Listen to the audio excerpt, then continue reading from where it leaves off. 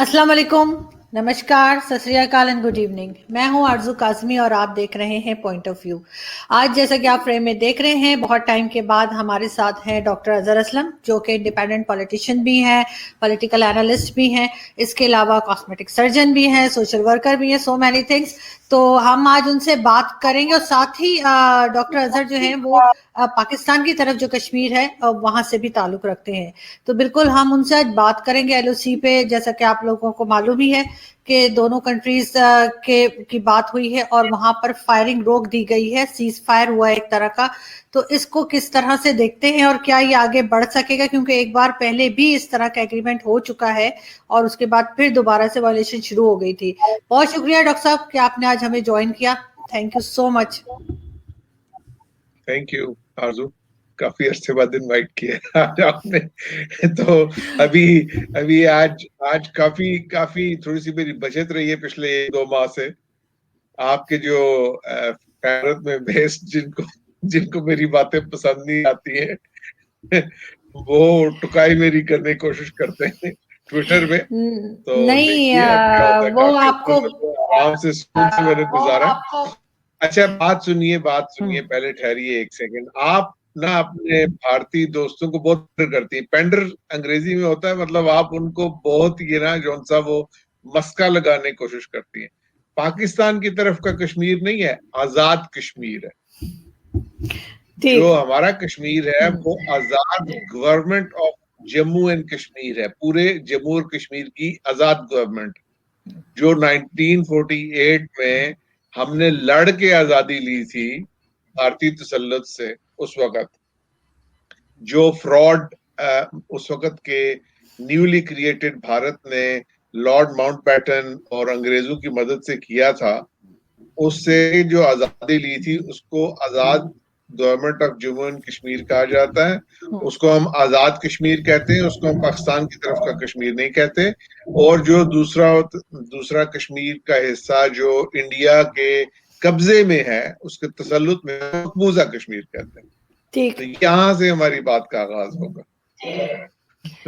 बिल्कुल, तो बात का आगाज कीजिए। और हमने जैसे मैंने आपसे कहा कि एलओसी के ऊपर जो मुआहिदा जी हुआ है, दोबारा से एग्रीमेंट हुआ है कि फायरिंग नहीं होगी, एलओसी जो कि एक अच्छी बात है। एलओसी पे मुआहिदा जो डीजीएमओ का हुआ है वो बहुत अच्छा है। और जाहिर है लड़ाई फसाद तो कोई भी नहीं चाहता।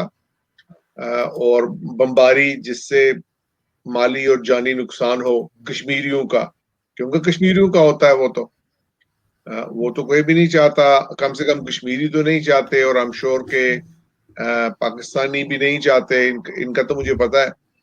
अलबत्ता जो भारतीय, उसने ये मुआहिदा क्यों किया है, ये स्टेप्स क्यों लिए, मुझे तो उनकी नीयत पे बहुत शक है। और मेरा अपना तज्जिया ये है कि इस वक्त भारत है जो सा, उसकी सिचुएशन ये है कि जाहिर है वो कम से कम 3-4 फ्रंट्स हैं जिन पे उनकी वो ट्रबल में। पहला फ्रंट है जो उनका चाइना के साथ एक जो लिटरली जंग की सिचुएशन या चल रही है।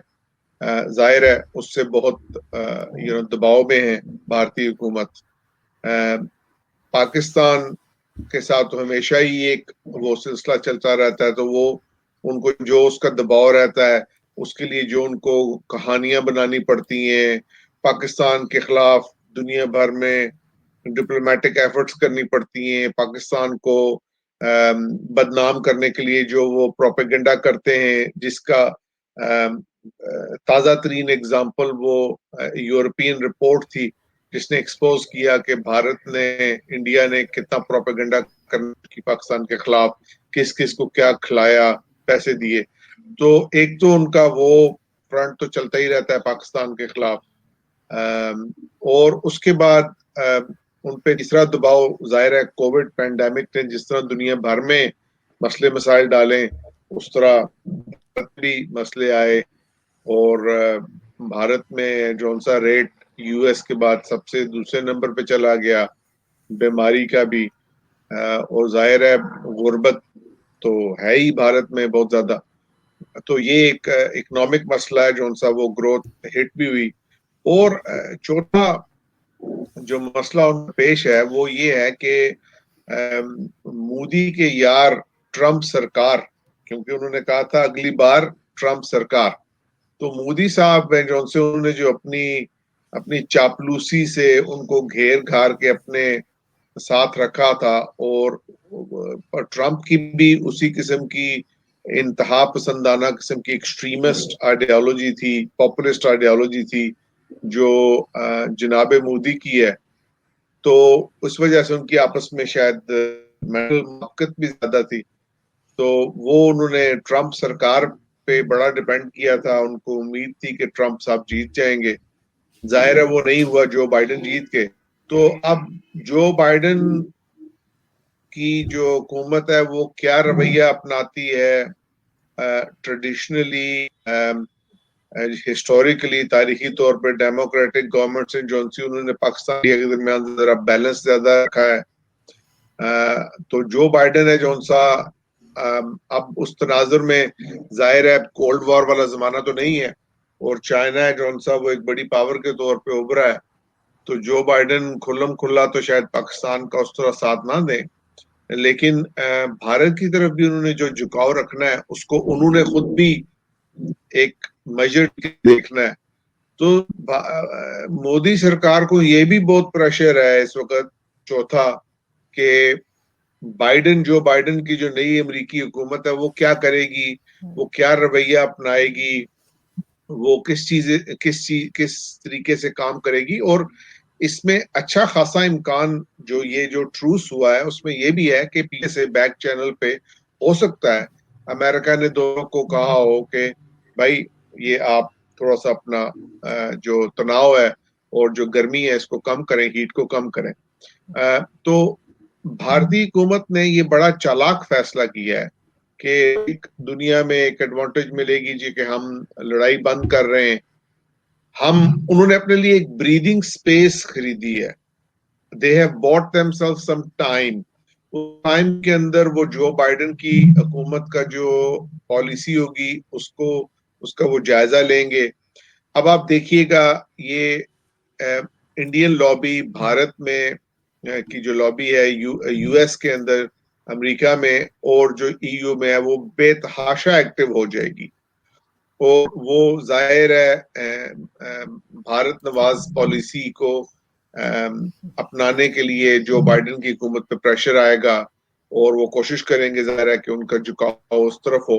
और नेचुरली चूंकि चाइना के खिलाफ भारत जो सा उसको काउंटरवेट के तौर पे यूज करते रहे, और बदकिस्मती से भारत के जो बासी हैं, खास तौर पे वो लोग जो मोदी सरकार की हिमायत करते हैं, वो इतना सिंपल सी बात समझने से इनकार नहीं करते कि जैसे पहले अंग्रेज ने 200 साल इंडिया को, पूरे सब कॉन्टिनेंट को लूटा, भारत की अहमियत वेस्टर्न नेशंस के नजदीक स्वयं एक बड़ी मार्केट के जिससे उनको पैसा मिले, जिसको वो लूट खसूट सकें और जिसको वो चाइना के खिलाफ यूज कर सकें, इससे ज्यादा उनकी कोई अहमियत नहीं है।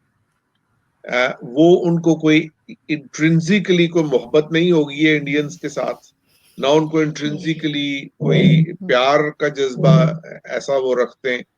और ये बड़े अफसोस की बात है क्योंकि ये तारीखी तौर पे एक ऐसा रवैया है जो पाकिस्तान, भारत, बांग्लादेश और बर्मा जो ब्रिटिश एम्पायर का हिस्सा रहे लोग, उनको तारीख अपनी भूलनी नहीं चाहिए कि इन लोगों ने हमारे साथ क्या सलूक किया था।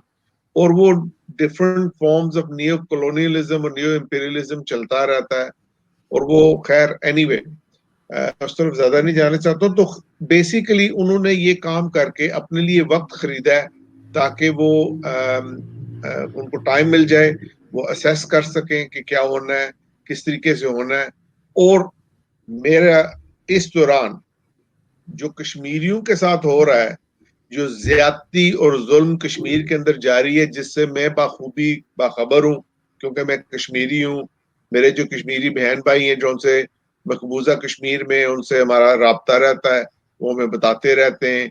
मसलन उन्होंने लैंड अप्रोप्रिएशन एक्ट लाया, जिसमें भारत की जो एजेंसीज हैं, पुलिस है, आर्मी है, वो कितनी भी लैंड ले सकती है, उनको रोक नहीं सकता। उन्होंने कैंटोनमेंट्स बनाने के लिए, डेपो बनाने के लिए लैंड अप्रोप्रिएशन एक्ट लाया। फिर डेमोग्राफिक चेंज की जो मुसलसल कोशिश की जा रही है वो हो रही है। लद्दाख को अलग कर दिया गया, 370 को आगे पुश किया जा रहा है। तो इस वक्त भारत है जो सा, वो जो अपने काम है उनको चुपचाप वो पुश करता रहेगा। ये एक बड़ा चालाक उनकी मूव है, चालाक मनूवर है कि वो इस तरफ से बड़ी वाह करवाने की कोशिश कर रहे हैं कि यार हमने 4 बम नहीं फेंके, और अपना जो एजेंडा है अंदर का वो जारी रखेंगे। जो बाइडेन की हुकूमत पे इन्फ्लुएंस क्रिएट करने की कोशिश करेंगे, अपना प्यार और मोहब्बत की पींगे बढ़ाएंगे उनके साथ, अपनी खिदमात को जाके झुक के हाजिर करेंगे। और ये करेगी मोदी सरकार, जितना मर्जी उनको गुस्सा चढ़े, लेकिन ये घुटने टेक के जो बाइडेन के सामने अपने आप को पेश करेंगे, ताकि अपना जो एजेंडा है वो किसी न किसी तरीके से जारी रख सकें। और ये एक बदकिस्मती है, क्योंकि इसका मतलब ये है कि पाकिस्तान भारत के दरमियान इन द लॉन्ग रन बरे सगीर के अंदर अमन के चांसेस को बढ़ नहीं जाएंगे, वो कम ही रहेंगे। अब ये सवाल है कि इसके बाद पाकिस्तान को क्या सोचना चाहिए, पाकिस्तान को क्या रवैया अपनाना चाहिए। पाकिस्तान को भी टाइम मिल गया, ठीक है, पाकिस्तान को भी सॉर्ट आउट करना चाहिए कि इस सिचुएशन में टाइम है, हम क्या करें। पाकिस्तान के अंदर जो अपनी कमजोरियां हैं, जो हमारा पॉलिटिकल निज़ाम है, जो हमारी अपोजिशन और हुकूमत की आपस में इंतहाई बचगाना और घटिया तरीके की जो झगड़े हैं जो चल रहे हैं, उनको कैसे खत्म करना है, पाकिस्तान की तौर पर कैसे मजबूत करना है, अपनी कमजोरियों का एहसास करने के लिए और ठीक करने के लिए अगर चंद माह भी मिल जाए तो वो भी काफी होते हैं। क्योंकि मेरा ख्याल है कि ये ट्रूस है जो सा, ये 6 माह से ज्यादा नहीं चलेगा। अगर मैं बोलूंगा 6 माह बाद आप देखिएगा कि ये ट्रूस टूटेगा, भारत फिर बमबारी करेगा, भारत फिर शरारत करेगा, क्योंकि भारतीयों को उससे नुकसान कोई नहीं है। उनको कश्मीरियों की जान की कोई परवाह नहीं है, उनको कोई परवाह नहीं है कि कश्मीरी दोनों तरफ से कितना मरते हैं।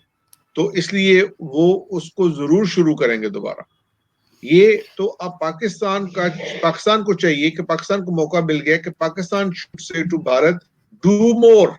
पाकिस्तान को डू मोर का एक राग लापते रहना चाहिए अब भारत के साथ कि भाई अपनी फौजों को कम करो, कश्मीर से निकालो उनको, 370 को एजोंसा दोबारा इंस्टीट्यूट करो, यूनाइटेड नेशंस और शिमला करारदाद के तहत जो हमारे मुआहदे हुए हुए उनको, उनकी वायलेशन को खत्म करो, और कश्मीरियों के साथ जो जुल्म और ज्यादती जारी है उसको खत्म करो। पाकिस्तान को अपने ये मुतालबात हैं जो उनसे वो डिप्लोमेटिक लेवल पे और हर चैनल पे अपने बढ़ा देने चाहिए। पाकिस्तान को ये मौका मिला है, पाकिस्तान ये कर सकता है इससे। तो ये है मेरा तज्जिया इस सिचुएशन के बारे में। एक चीज और है डॉक्टर साहब, आपको नहीं लगता कि पाकिस्तान को आजाद कश्मीर में कुछ डेवलपमेंट का काम करना चाहिए? वहां पे 2G चल रहा है, मुझे बहुत से लोगों ने बताया, मैं खुद भी जा चुकी हूँ, आपको पता है 1-2 साल पहले मैं गई थी और वहां पे मेरा भी मोबाइल नहीं चल रहा था। और अभी रिसेंटली 1 महीने पहले किसी ने मुझे रिक्वेस्ट की थी और मैंने वो वीडियो भी बना के लगाई है आजाद कश्मीर के बारे में कि वहां पर जो है वो 2G है, मोबाइल नहीं मिलता, कनेक्शन नहीं मिलता, वहां पे रोड्स नहीं बनी हुई हैं, वहां पे एयरपोर्ट बंद है, वहां पे यूनिवर्सिटीज और कॉलेजेस इतने ज्यादा नहीं है, हेल्थ सिस्टम वहां का सही नहीं है। अगर हम यहाँ पे काम करेंगे और इसको ऐसे इसको एग्जाम्पल बना देंगे, अगर हम इसको एग्जाम्पल बना देंगे तो आपको नहीं लगता कि हम दुनिया के आगे बात कर पाएंगे? जो हमारे पास है हमने उसको तो कुछ किया नहीं। मेरी बात सुनिए, नहीं, आप, आई एम सॉरी टू से, आपको पता नहीं कौन किस आजाद कश्मीर में गई है और कौन आपको लेके गया है। आपको मैं दावत देता हूँ, मैं आपको अरेंज करवा देता हूँ, आप जो सा पूरे आजाद कश्मीर का दौरा करें मेरे एक्सपेंस पे, मेरे मेहमान के तौर पे, और भी किसी को ले जाना चाहे तो चले जाएं। अव्वल तो बात ये है कि ये बात टोटली गलत है कि वहां पे कुछ नहीं है।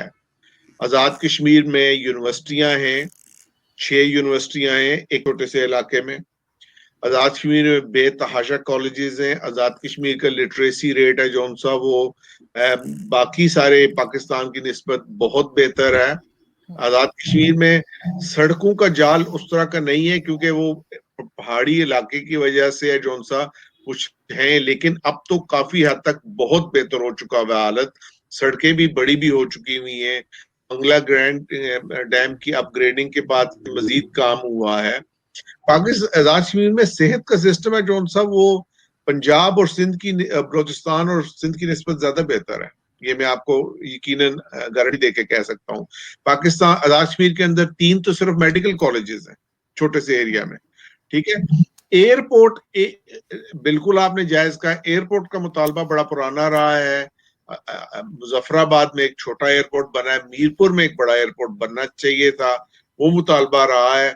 और वो मुतालबा अनफॉर्चुनेटली जो पाकिस्तानी हुकूमत है वो सिर्फ इस वजह से नहीं कर सकी क्योंकि पाकिस्तान ने इस्लामाबाद की एयरपोर्ट को वीरान नहीं करना था। इस्लामाबाद की एयरपोर्ट है जो सी वो मेनली जो कश्मीरी बाहर रहते हैं और एक बहुत बड़ा आजाद कश्मीर का डायस्पोरा बाहर रहता है, तकरीबन 15-20 लाख लोग बाहर रहते हैं। तो वो जो डायस्पोरा वापस जाता है तो उसके इस्तेमाल के लिए अब बजाय इसके कि उसको वो इस्लामाबाद एयरपोर्ट को एक इंटरनेशनल हब बनाए पाकिस्तान को, वो मतलब पाकिस्तान ने जो अपने लिए काम नहीं किए वो तो यकीनन नहीं किए, लेकिन आजाद कश्मीर की वो हालत नहीं है। आपको आजाद कश्मीर में वो हालत नहीं मिलेगी जो मकबूजा कश्मीर की हालत है। ये जो रहेगी बात टेलीफोन नेटवर्क की, तो देखें ये तो प्राइवेट कंपनीज है जो उनसी वो करती हैं। अलबत्ता प्रोएक्टिवली हुकूमत कश्मीर को खुद भी और हुकूमत पाकिस्तान को इस मामले में काम करना चाहिए। यकीनन पाकिस्तान ने कुछ ऐसे काम किए हैं आजाद कश्मीर में जो मुनासिब नहीं है। मेरा उससे इख्तलाफ है। जिस लिहाज से उन्होंने आजाद कश्मीर की जो आजाद हैसियत थी उसको थोड़ा सा रिड्यूस किया है, वो उन्होंने बिल्कुल गलत किया है। अपना इन्फ्लुएंस गलत तरीके से क्रिएट किया। वो पाकिस्तानी हुकूमतों की जो अहमकाना सेल्फ सर्विंग खुद गर्जी किस्म के जो हुक्मरान तबका रहा है, और चूंकि जाती हुक्मरानी बहुत रही है, डिक्टेटरशिप है, आपकी सिविलियन जरूरत हो तो उसमें भी एक डिक्टेटरशिप का जो रवैया पाकिस्तानी हुक्मरानों का रहा है उसका बहुत बड़ा हाथ है इसमें कि शख्सी इंस्टीट्यूशन के बजाय इदारे के बजाय जाती लोग हैं जो उनसे वो फैसला करते हैं और उसकी वजह से बहुत सख्त नुकसान होता है। लेकिन तो वो नुकसान वाकई हुआ है। वो पाकिस्तान की हुकूमत को ऐसा नहीं करना चाहिए, लेकिन वो तो एक ऐसी चीज है जो पाकिस्तान की हुकूमत को पाकिस्तान के अंदर भी नहीं करना चाहिए। यानी पाकिस्तान के अपने जो हालात हैं उनको बेहतर बनाने के लिए जो इंस्टीट्यूशनल चेंजेस आनी चाहिए, जो कॉम्पिटेंट लोगों को आना चाहिए, जो वहां पे जो करप्शन में कमी होनी चाहिए, जो मसले मसाइल है जो उनसे उनको मिल बैठ के तय करने की सूरत होनी चाहिए, वो उसके लिए नहीं करते। तो ये बात आपकी वैसे जायज जरूर है, लेकिन 100% वो सूरत हाल ऐसी नहीं है जैसी आपने पोर्ट्रे किया। आई एम सॉरी, आपको मेरा ख्याल है मैं अपने जाती मेहमान के तौर पे ले जाता हूँ। अच्छा, एक चीज और है, बिल्कुल मैं चाहूंगी जरूर। एक चीज और है डॉक्टर साहब के, जब मैं गई थी ना आजाद कश्मीर, आई थिंक 1.5 साल पहले गई होंगी, उससे ज्यादा टाइम नहीं, तो वहां पे कुछ लोग मुझे मिले जो बॉर्डर के नजदीक रहते थे। हम काफी आगे तक गई थी मैं अपने टीम के साथ, टेलीविजन टीम के साथ। तो वो मुझे ये कह रहे थे कि परवेज मुशर्रफ की वो तारीफ कर रहे थे। वो कह रहे थे जिस वक्त उनकी गवर्नमेंट थी तो उन्होंने बहुत सी ऐसी चीजें उनको प्रोवाइड की थी जिससे उनकी हिफाजत होती थी। जब गोलियां चलती हैं दोनों तरफ तो वो उससे बचा जा सके, बोरियां कह लें रेत की या जो कुछ भी होता है।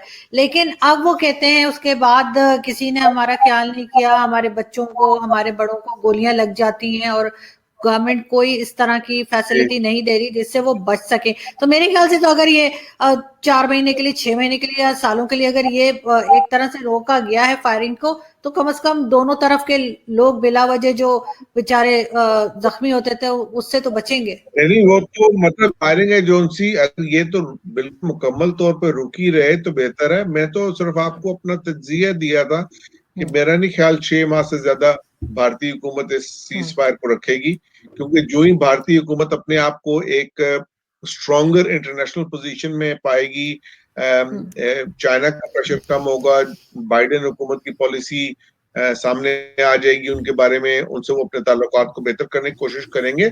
और अपने नुक्ता नजर से तो जाहिर है वो ठीक कर रहे हैं, क्योंकि भारतीय जो सरकार है अनफॉर्चुनेटली उसका एक एक्सट्रीमिस्ट एजेंडा है, हिंदुवाता का एजेंडा है, उसको पूरा करने के लिए जाहिर है अपने हिसाब से तो जो स्टेप्स उठा रहे हैं वो ठीक उठा रहे हैं। तो मेरा नहीं ख्याल कि वो 6 माह से रहेगा, अल्लाह करे मेरे मुंह में खाक, मैं गलत हूँ साबित और ये सीज फायर है जो सा ये लंबे अरसे तक चले, बल्कि मुकम्मल चले। लेकिन बात ये है कि ये cease fire is a temporary solution. भाई हमने 1948 में यूनाइटेड नेशंस की करारदाद मौजूद है, जवाहरलाल नेहरू साहब का तकरीर मौजूद है कि ये कश्मीरियों की मर्जी के मुताबिक प्लेबिसाइट होगी, इस्तिस्वाब राय होगा, फैसला किया जाएगा। वो क्यों नहीं करवाया जा रहा? ठीक है, ना सिर्फ क्या आप वो नहीं करवा रहे, आप शिमला मुआहदे में जो इश्यूज तय हुए उनको भी आप तोड़ के, आप सब मुआहदों के खिलाफ वर्जी करके आपने उसका एक लीगल स्टेटस है वो भी खत्म कर दिया है। क्योंकि वो लीगल स्टेटस है जो सा वो ओरिजिनेट होता है उस सो कॉल्ड मायदे से जो महाराजा ने किया था इंडिया के साथ। उस मायदे को तोड़ा नहीं जा सकता, उसके लीगल स्टेटस है जो सा is bound with Indian act of independence 1947 और which is bound with Indian by British Parliament Indian Act of 1935। तो अब जाहिर है अगर एक जो बंदा गुंडा होता है, गुंडागर्दी करता है, वो कानून की परवाह नहीं करता। तो आई एम सॉरी टू से ये तो भारतीय हुकूमत की गुंडागर्दी है कि उन्होंने किसी भी बैनुल अक़वामी मुआहदे की या जो लॉ है उसको उसकी पाबंदी ना करने का फैसला किया, उसको एक तरफ रखा, तोड़ा, अपने जाती मकासद के लिए, अपने वोट बैंक को खुश करने के लिए या अपने एजेंडे के लिए उन्होंने ये एक्शन लिया। लेकिन जो आलमी कवानीन है और जो आलमी मुआहदे हैं उनकी तो ये शदीद तरीन खिलाफ वर्जी है। अलबत्ता आपकी बात बिल्कुल जायज है, मेरे मुंह में खाक, हो सकता है मेरा तज्जिया गलत हो और ये सीज फायर है चलता रहे, लेकिन इस जो मैंने पहले बात की, देखिए पाकिस्तान को इस मौके से फायदा उठा के भारतीय हुकूमत पे, भारत पे, बैनुल अक़वामी बरादरी में ये बात है जो सा इसको पुरजोर के से मुतालबा करना चाहिए कि भारत जो सा वो जो उसने एक्शन लिए अगस्त 1919 से उन सबको रिवर्स करे और कश्मीर का स्टेटस बहाल किया जाए और कश्मीर है जो सा उसके बारे में जो गोइंग फॉरवर्ड जो मूव्स बननी चाहिए उनको बायलैटरली तय होना चाहिए और कश्मीरियों को उसके अंदर शामिल होना चाहिए। और ये कोई इतना मुश्किल बात नहीं है भाई, आप उनको इस्तिस्वाब राय जो आपने किया हुआ आप उनको वो दें प्लेबिसाइट, ठीक है। अगर आप उसके अंदर एक तीसरी डालना चाहते हैं शिक कि जी वो आजाद होना चाहिए, तो उनको आजादी का भी दे दें शिक, लेट देम बी डिसाइड कि वो खुद मुख्तार होना चाहते हैं, इंडिया के साथ जाना चाहते हैं, पाकिस्तान के साथ जाना चाहते हैं, ठीक है। एक्चुअली अगर देखा जाए तो दोनों तरफ से जो पॉलिटिशियंस हैं और जो अनफॉर्चुनेटली इंटेलेक्चुअल्स हैं उनकी थोड़ी सी कम नजरी है, तंग नजरी भी बहुत ज्यादा है। हम लोगों में भी तंग नजरी है एक लिहाज से देखी जाए तो, वरना कश्मीर है जो सा वही चीज जो आपका यानी जिसपे आपका झगड़ा होता है ना, जैसे दो भाइयों का झगड़ा हो गया एक चीज पे, उसी चीज पे जब आप एक तस्फिया कर लेते हैं, एक मामले को तय कर लेते हैं और उसको एमिकेबली हल कर लेते हैं, तो उससे आपकी मोहब्बत, आपका ट्रस्ट बहुत ज्यादा बढ़ जाता है। तो जो बस चली थी मुजफ्फराबाद से श्रीनगर की, अगर वो उस तरह का मामला खुल जाए, बॉर्डर लैक्स हो जाए, हम उसको एक स्विट्जरलैंड टाइप मॉडल बना देते हैं, न्यूट्रल टेरिटरी बना दें उसको, ठीक है, जिसके अंदर है जो सा। लेकिन अनफॉर्चुनेटली ये होगा नहीं, क्योंकि उसके साथ फिर गिलगित बल्तिस्तान का मसला चल पड़ेगा, उसके अंदर से चूंकि चाइना का सी पैक गुजर रहा है उसको टारगेट किया जाएगा। तो भारत और अमेरिका दोनों वो कभी भी ऐसा कोई काम नहीं करेंगे बदकिस्मती से, जिसमें कोई ऐसा मामला खुल जाए जिससे जिससे जो सा मामला तय भी हो जाए, लेकिन at the same time China को जो इन्फ्लुएंस इंक्रीज हो रहा है वो चलता रहे। तो इसलिए उसको चाइना को ही जिक पहुंचाने के लिए चाहे करना पड़े उनको, वो कश्मीर को दबाए रखेंगे और कश्मीर पे ये एक्शन जारी रहेगा। तो लेकिन एनीवे बहरहाल 6 महीने भी लोगों की जान बच जाए ये भी अच्छा है, 1 साल बच जाए वो भी अच्छा है, क्योंकि जंग जदल में नुकसान ही होता है, किसी का कोई फायदा नहीं होता। और बिल्कुल बदकिस्मती से ये बात है जो सा क्या कहूं मैं, अब आपके भारतीय दोस्त सुन रहे होंगे तो भारतीय नेताओं से हमारी गुजारिश है कि इस बात को समझने की कोशिश करें, क्योंकि मोदी साहब ने तो जब अपना हुलिया साधु की तरह का बनाना शुरू कर दिया है, मेरा तो ख्याल है कि वो अपने आप को एक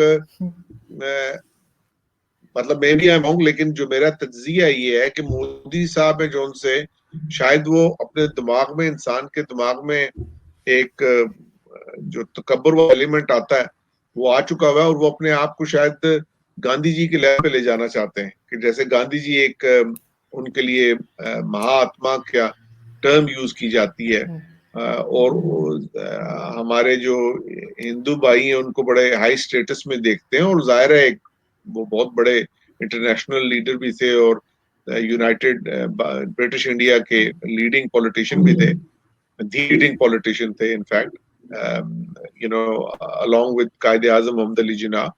दो पर्सनालिटीज थी जो पूरे इंडियन ब्रिटिश इंडिया को कंट्रोल करती थी, इंडियन साइड पे एटलीस्ट। तो वो मेरा ख्याल है मोदी साहब अपने आप को वो उस रोल में देखना शुरू हो गए, और अगर ये वाकई मेरा तज्जिया दुरुस्त है तो ये बहुत बदकिस्मती की बात होगी, क्योंकि फिर जब इंसान अपने आप को देवता की सूरत में देखना शुरू कर दे, महात्मा की सूरत में देखना शुरू कर दे और अपने आप को वहां ले जाना चाहे, तो फिर उसके लिए वो अपने जो पुजारी होते हैं उन पुजारियों को बढ़ाना चाहता है, और जब पुजारियों को बढ़ाने की बात हो तो फिर वो हर काम वो करता है जिससे पुजारी खुश होगा, तो वो उससे मामला ठीक नहीं होगा, उससे मामला बिगड़ जाएगा। अल्लाह अल्लाह करे कि मेरी ये बात गलत हो, लेकिन मुझे लग रहा है ऐसा। लेकिन ये चीज तो डॉक्टर साहब दोनों तरफ है, क्योंकि इमरान खान साहब भी अपने आप को हर वक्त मिस्टर जिना के रूप में देखते रहते हैं, वो भी उसी तरह की टोपी लगा के, और ये चीज तो मेरे ख्याल है पॉलिटिक्स में हो जाती है कि अगर कोई किसी से इम्प्रेस हो या कोई उसका आइडियल हो तो वो उस तरह बनने की कोशिश करता है। लेकिन यहीं से अगर हम थोड़ा सा आगे बढ़े और हम बात करें FATF की, तो जिसमें पाकिस्तान अभी भी ग्रे लिस्ट में, और होपफुली जून में हो सकता है निकल भी जाए, क्योंकि 24 पॉइंट्स ऑलरेडी क्लियर कर चुका है 27 में से, तो काफी उम्मीद है कि पाकिस्तान उसमें से निकल पाएगा। लेकिन आप क्या समझते हैं इस नए साल में, क्योंकि आपका पहला शो है, आपने टाइम ही नहीं दिया और अब आप मुझे कह रहे हैं कि मैंने नहीं बुलाया, तो उस पे आप क्या समझते हैं, पाकिस्तान को क्या चैलेंजेस हैं और पाकिस्तान के लिए क्या होप्स है आपको लगती हैं कि यहाँ पे अभी आप देख ही रहे हैं किस तरह से सेनेट इलेक्शंस के लिए भी जो है वो पैसा चल रहा है यहाँ पर।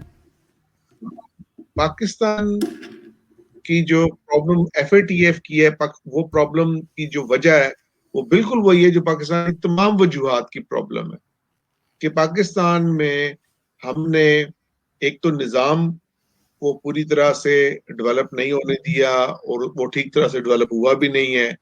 निजाम ऐसा बन नहीं सका जो टैलेंटेड कॉम्पिटेंट लोगों को, अच्छे लोगों को सामने लाए, उनको उनको फलने फूलने का मौका भी दे, उनको कंट्रीब्यूट करने का मौका भी दे। और ये जो मतलब जो मेरा तज्जिया है ये जिंदगी के ऑलमोस्ट हर सेक्टर पे अप्लाई होता है, पॉलिटिक्स में होता है, जुडिशरी पे होता है। मेरा अपना ख्याल ये है कि आर्मी में भी अप्लाई होता है, ये किसी हद तक, बहुत हद तक नहीं है लेकिन किसी हद तक जरूर अप्लाई होता है, क्योंकि हम पाकिस्तानी उस तरीके से सोचते हैं। तो इंस्टीट्यूशनल जो वीकनेसेस हैं, अदारों की कमजोरियां हैं और निजाम की कमजोरियां हैं, वो वजह है कि जिसकी वजह से आप हर जगह कमजोर हैं। आप मौशी तौर पे कमजोर हैं, आप जो सियासी तौर पे कमजोर हैं, आप आलमी सतह पे मुख्तलिफ पैरामीटर्स में हम लोग नीचे, न्यूट्रिशन हमारे बच्चों को नहीं मिलती, एजुकेशन हमारे बच्चों को अच्छी नहीं मिलती, हमारा सेहत का निज़ाम अच्छा नहीं है, हमारे यहाँ जो सा जो इखलाकियात की हालत है वो अच्छी नहीं है। तो यही वो वजूहत हैं जिसकी वजह से FATF जैसा इदारा, जिसको जाती तौर पे मैं other than a political international political tool नहीं समझता हूँ, क्योंकि एक इंटरनेशनल पॉलिटिकल टूल है, जिस तरह IMF एक इंटरनेशनल इकोनॉमिक टूल है, वर्ल्ड बैंक एक इकोनॉमिक टूल है। उन लोगों हाथों में जो आलमी निजाम को चला रहे हैं और वो जिसको मरोड़ना चाहते हैं, जायज ना जायज उसको वो मरोड़ते हैं। FATF एक पॉलिटिकल टूल है, लेकिन चूंकि आप उसी आलमी निजाम के अंदर रह रहे हैं और उस आलमी निजाम के अंदर है जो सा आपने जो सा अपनी जिंदगी गुजारनी है, तो आपको उसके कुछ कवानीन को, कुछ चीजों को मानना पड़ेगा। और जाहिर है हम ये तो नहीं चाहते कि हम कहलाएं कि जी हम एक टेररिस्ट कंट्री हैं या हम दहशत पसंदी को पसंद करते हैं। खास तौर पे उस सूरत हाल में जब पाकिस्तान ने पिछले 20 साल के अंदर 1 लाख जानें गंवाई हैं पाकिस्तानियों की टेररिज्म के अंदर, और पाकिस्तान आर्मी ने एक इंतहाई बड़ी वॉर अगेंस्ट टेररिस्ट लड़ी है अंदर से टेररिस्ट को क्लीन करने के लिए। और उसके बाद हम मेजर्स लेना चाह रहे हैं ताकि हम अपनी इंतहा पसंदी को कम कर सकें और चीजों को कम कर सकें। अब वो एक डिफरेंट चीज है, उस मामले को देखना एक डिफरेंट चीज है। लेकिन उसको अगर हम इस इंटरनेशनल नैरेटिव पे ले जाएंगे कि जी जिहादी है, लोगों को जिहाद का मतलब भी नहीं पता, वो आपको जिहादी समझते हैं। भाई मैं तो कहता हूँ हाँ मैं जिहादी हूँ, क्योंकि जिहाद है कौन सा, अगर मैं मुसलमान हूँ तो उसका एक बेसिक कंपोनेंट है, एंड जिहाद मींस स्ट्रगल। आप सबसे ज्यादा स्ट्रगल अपने नफ्स के अगेंस्ट करते हैं, आप उसको कंट्रोल करते हैं, आप दूसरों को ठीक रखना चाहते हैं, आप जिंदगी को ठीक रखना चाहते हैं, आप दुनिया से जुल्म को मिटाना चाहते हैं, आप फसाद को मिटाना चाहते हैं, वो जिहाद होता है। अगर एक सेल्फ डिफेंस में अगर कोई वॉर करता है तो वो भी जिहाद है।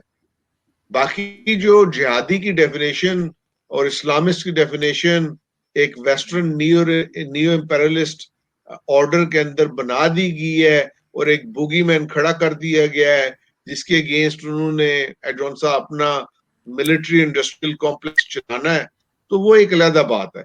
FATF है जौन सा, वो एक टूल है, उस टूल को वो यूज करेंगे।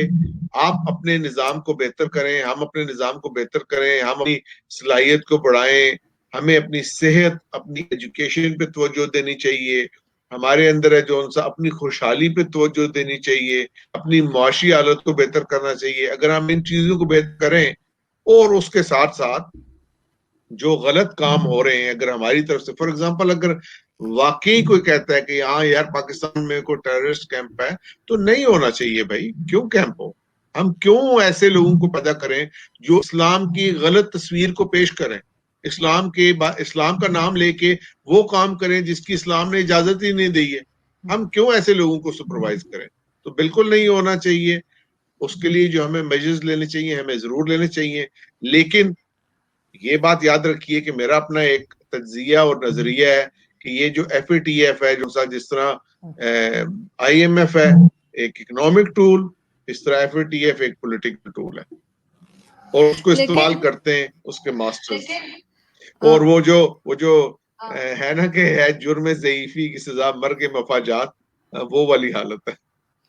लेकिन डॉक्टर साहब आप क्या देखते हैं पाकिस्तान का फ्यूचर आगे, मतलब ये साल आपको कैसा लग रहा है? 2021 कैसा होगा? बेशुमार हम लोन्स उठा चुके हैं, चाहे वो चाइना हो या दुनिया की कोई भी कंट्री हो, तो जो पहले गवर्नमेंट थी उस गवर्नमेंट से भी ज्यादा लोन अब इमरान खान की गवर्नमेंट ले चुकी है, और महंगाई जो है वो बेतहाशा बढ़ती चली जा रही है। एक आम आदमी का, मेरे जैसा, मैं वर्किंग क्लास से बिलोंग करती हूँ, बहुत मुश्किल हो जाता है कि किस तरह से महीने का आखिरी हफ्ता जो है वो कैसे निकाला जाए। तो वो ये, और वो कहते जी घबराना नहीं है आपने, इमरान खान साहब। आप क्या सुनना चाहती है मेरे से इस बारे में? आप मतलब जानते आपको हैं। मुझसे, आप पाकिस्तान में रहती हैं, आपको बेहतर पता है ये। अब मसला ये है कि आप देखिए कि खान साहब है जो उनसे उनकी उन्होंने हुकूमत अच्छी नहीं चलाई। जाहिर है 2-2.5 साल हो गए उनको, अब तो 2.5 साल हो गए। ठीक है, उन्होंने गलत फैसले किए, उन्होंने अपने इर्द गिर्द गलत बंदे बिठाए हुए। वो जैसा आपने पहले खुद कहा कि वो एक आई एम सॉरी टू से एरोगेंट तरीके से वो रहते हैं, चीजें करते हैं, और किसी हद तक एरोगेंस है, किसी हद तक सादापन भी बहुत ज्यादा है, नाइव बातें करते हैं। उसकी तो उन्होंने भी निजाम को बेहतर बनाने पे उतनी तवज्जो नहीं दी है जितनी वो दे सकते थे।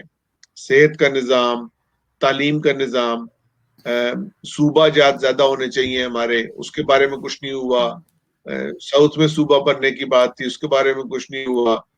पंजाब में उन्होंने एक ऐसे शख्स को रखा हुआ है जो टोटली इनकम्पिटेंट है, ठीक है, और जाहिर है उससे उनकी अपनी, उनको पॉलिटिकल नुकसान भी हो रहा है, लेकिन पाकिस्तान को नुकसान हो रहा है। और बदकिस्मती से जो हमारी हिज़्ब इख्तिलाफ है, अपोजिशन, वो भी तो कोई मुस्बत किरदार अदा नहीं कर रही है ना, उनसे क्या तवक्को की जाए। आप देख लें, चले फॉर एग्जांपल हम कहते हैं कि जी आज हम इमरान खान साहब को उठाते हैं तो उठा के ले आते हैं बिलावल साहब को। अब सिंध में गुज़श्ता 12 साल से हुकूमत है, 13वां साल उनका चल रहा है हुकूमत का सिंध के अंदर, पाकिस्तान पीपल्स पार्टी का।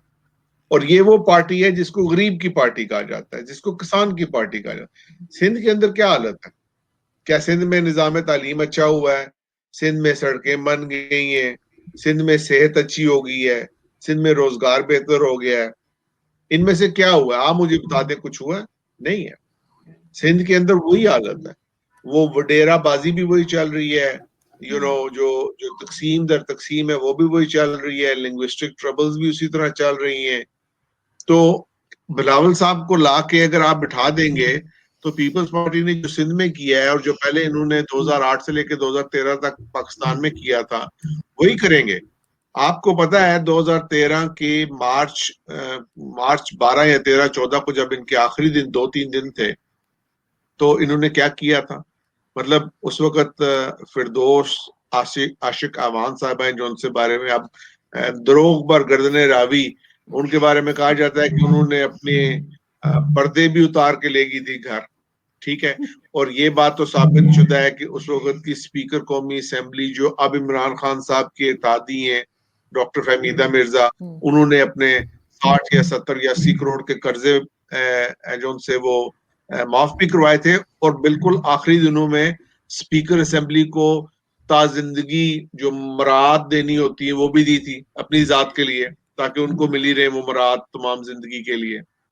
और आखिरी दिन इन्होंने उस वक्त के जो आपके नाम नहीं मुझे याद आ रहा, वजीर खजाना बने थे टेम्परेरी तौर पे, जो उनके सेनेटर भी रहे, I am sorry I am forgetting the name, उन्होंने हफ्ते वाले दिन, हफ्ते का दिन था वो जो उनकी जो आखिरी दिन था, उस दिन जब छुट्टी होती है ऑफिसेज को खुलवा के इन्होंने पैसे निकलवाए थे और उनको डिस्ट्रीब्यूट करवाया था अपने एमएनएज में।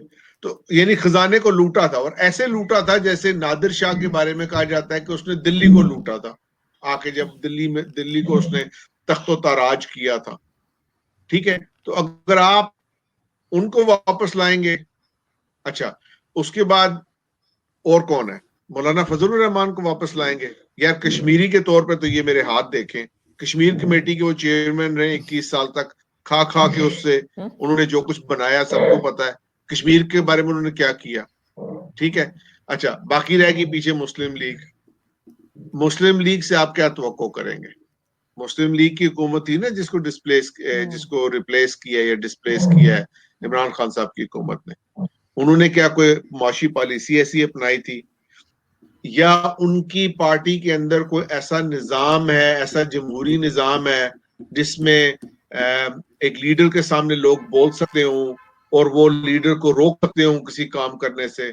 या आप मरीम नवाज साहिबा से ये तवक्को करती हैं कि उनके अंदर इतनी डेप्थ है और वो इतनी आलमी सतह पे जो सा वो उनकी इतनी गहरी नजर है और उनकी इतनी सोच है और उनका पाकिस्तान के बारे में इतना बड़ा विजन है कि वो आके कौन सा तमाम जख्मों पे मरहम रखेंगी और उन मामलात को ठीक करने की कोशिश करेंगी? उनका तो उनके वालिद साहब है जो उनसे उनका तो हर एस्टेब्लिशमेंट के साथ झगड़ा हो जाता है, और मरीम नवाज साहबा जो बातें करती रही हैं और जो कर रही हैं उससे भी लगता नहीं है। तो मतलब देखिए, मसला पाकिस्तान के साथ ये है कि पाकिस्तान के अंदर हुकूमत और अपोजिशन दोनों की मेरे नजदीक एक ही जैसी क्वालिटी है, जो अनफॉर्चुनेटली दोनों तरफ से वो एक करप्ट एलीट के हाथ में है, और वो करप्ट एलीट है जो वो पाकिस्तान को कभी ठीक नहीं होने देगी। ये गारंटीड बात है कि वो कभी ठीक नहीं होने देगी। लेकिन जब तक अवाम के अंदर से एक ऐसी तहरीक ना चले जो एक किसी ऐसी कुव्वत को सामने लाने की कोशिश करे, जैसे किसी जमाने में मुत्तहिदा कौमी मूवमेंट थी जिसने मिडिल क्लास को सामने लाया था, ठीक है, जब तक वो नहीं होता है उस वक्त तक इस इन इन इन पार्टियों से कोई तवक्को रखना अब्स है। और ये मामलात हैं जो उनसे अनफॉर्चुनेटली मुझे कहना पड़ेगा कि ये शायद मजीद दुगुर्गु होंगे, ये बेहतर होते नजर नहीं आ रहे मुझे, कम से कम शॉर्ट टर्म में बेहतर होते नजर नहीं आ रहे। देखें डॉक्टर साहब, इमरान खान की गवर्नमेंट में जितने लोग अभी मौजूद हैं सब इसी तरह से हैं, कोई पीपल्स पार्टी का है, कोई नून लीग का है, कोई कहीं का है, और उनकी अपनी पार्टी के तो बहुत थोड़े लोग कोई रह गए, शायद ही कोई रह गया। अब किया क्या जाए? ये अब 2.5 साल के बाद कहते हैं आप कि जी मुझे मुझे कह रही है, मैं तो पीटीआई में हुआ करता था। मैं आपको ही कह रही हूँ कि आपके जैसे लोगों से तो उन्होंने कोई फायदा ही नहीं उठाया, पता नहीं किधर किधर के मुर्गे पकड़ के लेकर आए। लेकिन अब ये कहते मैं हैं तो कुछ भी नहीं है, कि वो तो मुझसे तो बहुत बेहतर लोग हैं जो उनसे उनके पास मौजूद थे, जिनसे उन्होंने फायदा नहीं उठाया। मैं हमें तो एक छोड़े, चीज मुझे तो और, छोड़िए। उन्होंने अब इतने साल 2-2.5 साल के बाद वो कहते हैं मुझे तो गवर्नमेंट चलाने का एक्सपीरियंस ही नहीं था। अब वो इस तरह की बातें कर रहे हैं, तो आपके ख्याल से ये इन्हीं को चलाते रहा जाए? और दूसरी बात यही है कि अच्छा ये देखिए, इसका मतलब है कि ये जो कोई नहीं बचा, फिर क्या होगा? फिर दोबारा फौज आ जाए, क्या करें नहीं जब किसी को सारे नहीं चोर बैठे हुए? देखें वो देखें कावस जी कहते थे ना, आदर्श कावस जी कहते थे कि चोर जाता है डाकू आता है, यहाँ तो वही हिसाब चल रहा है। कावसी मुझे बहुत पसंद है, अल्लाह उनको करवट करवट जन्नत नसीब करे, दर्जात बुलंद करे, इंतहाई क्या आला बात इंसान कर थे रहे हैं भाई, वो ये। काफिर थे, काफिर को कहाँ जन्नत में भेज रहे हैं आप? हमारे यहाँ तो सख्त मन है। हाँ, तो सिर्फ हम जाएंगे जन्नत में, जन्नत हमारा है। कावसी जो उनसे, बाय द वे आपको मैं ये बता दूं, कावसी जो उनसे वो पारसी थे, हम्म, और पारसी जो उनसे उनको जो ओरिजिनल इस्लामिक फिका है उसके फतवा के मुताबिक वो अहले किताब है, और हम्म, इंडिया के जो हिंदू हैं उनको भी अहले किताब का स्टेटस के तौर पर ट्रीट किया गया है थ्रू आउट मुस्लिम रूल। हम्म, ये अब पाकिस्तान के पिछले 10-15-20 साल के अंदर जो हजरात उठ गए और फतवे जारी करते हैं, इन पे मत जाइए। कावसी तो खैर मेरी मतलब मैं उनका बहुत बड़ा मद्दा हूँ। मैं उनसे मेरी उनसे खुशकिस्मती समझता हूँ, मेरी उनसे मुलाकात हुई जिंदगी में, उनके घर में हुई उन मुलाकात, मुख्तसर सी मुलाकात थी लेकिन हुई, और मेरा उनसे ईमेल पे राब्ता रहा। इंतहाई आला इंसान थे, और दबंग इंसान थे, मुंह से बोलते थे, सच बोलते थे, ठीक बात बोलते थे, और वो बात ठीक करते थे कि चोर जाता है तो डाकू आ जाता है, तो डाकू जाता है तो उससे बड़ा डाकू आ जाता है। तो अब इस निजाम को ठीक करने की जो बहस है वो एक लंबी है, उसके लिए फिर आप मेरे साथ एक अलग प्रोग्राम रख लें तो मैं आपके साथ डिटेल के साथ वो प्रोग्राम करूंगा कि इस निजाम नहीं, को मेरे बिल्कुल। नजदीक कैसे ठीक किया जा सकता है। हाँ, लेकिन आपके सवाल का जो जवाब था कि शॉर्ट टर्म में ये नहीं, अनलेस के खान साहब अगर 2.5 साल में सीख गए हुकूमत को चलाना, और ये एक जमहूरियत की बहुत बड़ी प्रॉब्लम होती है, इसलिए आपको ये बात समझने की जरूरत है कि दुनिया भर में जो मेच्योर डेमोक्रेसीज हैं उसमें आके वो जो मिनिस्टर्स होते हैं वो जाती फैसले नहीं कर रहे होते, क्योंकि इंस्टीट्यूशंस मौजूद होते हैं, ब्यूरोक्रेसी का, पुलिस का, लोकल गवर्नमेंट का, आर्मी का, ये इंस्टीट्यूशंस मौजूद होते हैं। अमेरिका को वो इंस्टीट्यूशंस चलाते हैं, यूके को, जर्मनी को ये इंस्टीट्यूशंस चलाते हैं। हुकूमत जो आती है उसका काम होता है पॉलिसी दे के उस पॉलिसी से बेहतरी लाना अवाम की। तो उस पॉलिसी को गाइड करने के लिए जो हुकूमतें होती हैं वो इंटेलेक्चुअल्स को लाती हैं, वो ऑनेस्ट लोगों को अपॉइंट करती, वो एक्सपर्ट अपॉइंट करती हैं, टेक्नोक्रेट्स को अपॉइंट करती हैं। जब हमारे यहाँ तो उस तरह जमहूरियत चलती है। ये जमहूरियत थोड़ी है, ये तो वो हसन निसार साहब जो कहते होते हैं ना कि ये तो वो चुड़ैल है जिसने जिसको आपने एक खूबसूरत सा मेकअप पहना के रखा हुआ है। बिल्कुल। और मैं आपको बताऊं, आप कावस जी की बात कर रहे थे, कावस जी से मैं बहुत बार मिली हूँ और बिल्कुल उनके घर जाके मिला करती थी जब भी कराची जाती थी, और बिल्कुल ईमेल पे मेरा भी राब्ता रहता था, बल्कि जब मैं आर्टिकल्स लिखती थी तो पहले कावस जी को भेजा करती थी, वो उसको ओके करते थे, फिर मैं आगे पब्लिश होने भेजती थी। और इस वक्त भी मैं और जहां बैठी हुई हूँ, यहाँ पे मेरे पास और उनको सामने की तरफ मेरे पास एक मिस्टर जिन्ना की पिक्चर लगी है, और वो पिक्चर मुझे कावस जी ने दी थी, और नीचे कावस जी साहब के साइन है, सिग्नेचर्स हैं। तो मैं तो बहुत बड़ी उनकी फैन हूँ और बहुत फॉलो करती हूँ, बल्कि एक जमाने में जब मैं ये बहुत मैं आपको बोला बता करती दूं थी वैसे ना, जब मैं बहुत इस्लामिक बोला करती थी। फतवा, सॉरी, इस्लामिक फतावा के मुताबिक उनको काफिर कहना है जौन साहब, वो टोटली गलत है। अहले किताब है जौन नहीं, सा, मैं उनको नहीं आप कहती, काफिर नहीं मैं कहते। मैं मैं और किसी और को काफिर और नहीं और, कहती। और, और, और दूसरी बात ये है कि लोग ये भूल चुके हैं, खासतौर पर पाकिस्तान के मुसलमान या पाकिस्तान के जो भी तबका ऐसा जो तकफीर के फतवे लगाता फिरता है, कि काफिर का मतलब क्या है। काफिर का मतलब होता है जो सच को मानने से इनकार करे। ठीक है, तो अगर आप उसके लफ्जी मतलब तर्जमा लें तो आप देखें जो हम कितने लोग हैं जो अपने आप को मुसलमान कहते हैं, हम कितने काफिर हैं अंदर से। हम कितने मुंह से और बाहर, अंदर से भी और बाहर से भी काफिर हैं, अपने रवैयों में भी हम काफिर हैं, क्योंकि हम सच को मानने। काफिर वो होता है जो सच को सामने देख के इनकार कर दे उसको मानने से, वो काफिर होता है। ये उसका एक्चुअल लफ्जी तर्जमा है। नहीं, मैं आपको यही बता रही थी कि कावस्ची साहब की तो खैर मैं बहुत बड़ी फैन हूँ, और मैंने हरगिज किसी को काफिर नहीं कहा, मैं तो आपसे मजाक कर रही थी कि जब आपने कहा तो हमने कहा यहाँ तो ये बात होती रहती कि सिर्फ जन्नत पे सिर्फ हम ही जाएंगे, हमारी हुक्मरानी होगी, लेकिन ये मैं उन लोगों से कहता हूँ जो आपको कहते हैं ना जन्नत में सिर्फ हम लोग जाएंगे, उनसे कहिए कुरान को पढ़ें और कुरान के अंदर से कहीं से दिखा दें जहाँ लिखा हो कि सिर्फ मुसलमान जन्नत में जाएगा। तो मुझे उसके तो बाद है यकीन करें आप डॉक्टर अजहर, मुझे तो लोगों ने यहाँ तक कहा कि क्योंकि मैं इंडिया के साथ बहुत बात करती हूँ, इंडियंस के साथ बहुत बात करती हूँ, तो मुझे कहते हैं कि तुम्हें मरने के बाद जलाया जाएगा। तो मैंने कहा जला देना, वैसे भी सिर्फ बॉडी डिस्पोज ऑफ करनी है, चाहे गाड़ दो चाहे जला दो, क्या फर्क पड़ता है। तो एनीवे नहीं तो थैंक यू सो मतलब एक मच। सेकंड, इंडियंस के साथ दोस्ती होना का मतलब ये है कि आप हिंदुओं के साथ दोस्ती होने से आप हिंदू तो नहीं बन जाते ना। दूसरी बात इनका ये है कि ख्याल है, हिंदू को अगर भी, हो भी गई तो क्या यार फर्क पड़ता है। हाँ। लोग जाहिल है, पढ़ते नहीं। हिंदुओं को भी अहले किताब का दर्जे दिया गया, उनको अहले किताब के तौर पर ट्रीट किया गया है। और देखिए अल्लाह ताला कुरान के अंदर खुद ये कहते हैं कि भाई हर कौम और हर जगह पे इस्लाम और नबी आए। ठीक है, उसको डिस्टॉर्ट किया गया, हम सिर्फ ये कहते हैं उसको डिस्टॉर्ट किया गया, लेकिन वो आए जरूर है। ठीक है, तो जब जाहिर है वो आए तो हिंदू, मेरा अपना अकीदा है जौन सा, वो हिंदुओं के बारे में यही है कि डिस्टॉर्टेड इस्लाम की एक वर्जन है। ठीक है, और अगर आप उनकी फिलॉसफी को बड़ी डिटेल से पढ़ें, वेदास को पढ़ें और उनकी पुरानी बुक्स को पढ़ें, पुरानाज और वेदास को, तो आपको उसके अंदर है जौन सा वो वही हकीकत मिलेगी जो आपको बाद वाली किताबों में, तुरात में, इंजील में बड़ी हद तक, और डेफिनेटली जो कुरान के अंदर होती है। ये जो हिकमतें अल्लाह ताला की तरफ से भेजी गई, ये सबको भेजी गई हैं।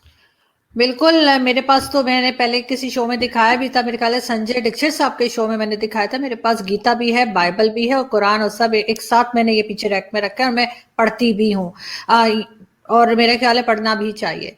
यहाँ पे मैं अच्छा, बहुत शुक्रिया अदा करना चाहूंगी कि आपने ज्वाइन थैंक किया, and you I very hope much. कि आप लंबे टाइम के लिए गायब नहीं हो जाएंगे, और हम जल्दी दोबारा आपसे बात कर पाएंगे और दोबारा शो बना पाएंगे। Thank you so much sir. बहुत शुक्रिया, thank you very much, thank you. Thank you. Thank you. अस्सलाम वालेकुम।